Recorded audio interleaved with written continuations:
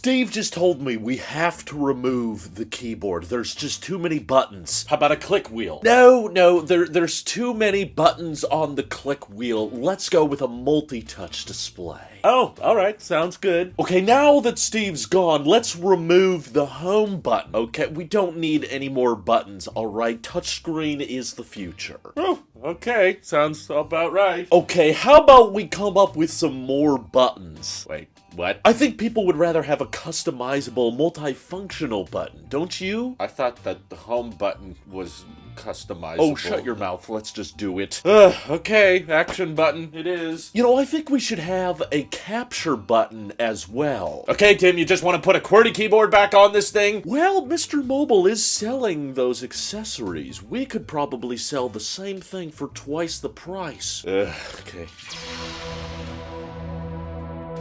The future looks a lot like the past, I guess, because 91 Mobiles has been on a winning streak lately, by the way. I don't know how, but they've gotten access to several very early iPhone CAD models that we're going to be talking about today, and I'm probably getting excited for the wrong ones, I'm afraid, because first they showcase what I believe is the CAD design for the iPhone SE 4th generation. Very excited for this one, and it's a bit of a bummer if you were hoping for more mini iPhones. However, I think this might be like the perfect, most clean iPhone for the masses. I think it just focuses the most on what everyday consumers are going to care about, because it's a 6.1-inch OLED display and the masses like their big screens. As much as I want a mini iPhone, the sales all suggest big screen is where it's at. And to me, a 6.1-inch display is still pretty big, but alongside that, of course, we have USB-C, the best port. That way they can continue selling this thing in the European Union, and you have the compatibility between Type-C on your MacBook, your phone, and your iPad. Type-C is the future, of course, so it has that, and a single camera on the back. No bells and whistles, none of that spatial video crap, none of that ultra-wide nonsense that no one really ever uses. No, instead, just a single camera on the back, a squared-off edge design, and an action button instead of a ringer switch, so you can still remap it. The only downside I could really find with all of these reports surrounding the SE4 is the fact that it's probably not going to ship until about a year from now. I wanted it to come out in March or April. I wanted it to be the spring refresh, especially so that they're on track for the whole USB-C mandate in the European Union by the end of this year. But no, forsooth, they have decided to postpone this one until 2025. So that kind of alleviates a lot of the questions behind, wait, why would they put an action button on an SE when the iPhone 15 still has the ringer switch? Well, the entire iPhone 16 lineup, including the non-pros, is going to have action buttons. So that just kind of brings it up to spec with kind of the later iPhones, which the SE tends to borrow a couple of features, usually like the silicon from the flagship iPhone of that year, so just brings a bit more feature parity. Yes, the iPhone 15 and 14 are going to be in a very awkward position once the 16s come out, because iPhone 15 is going to be like,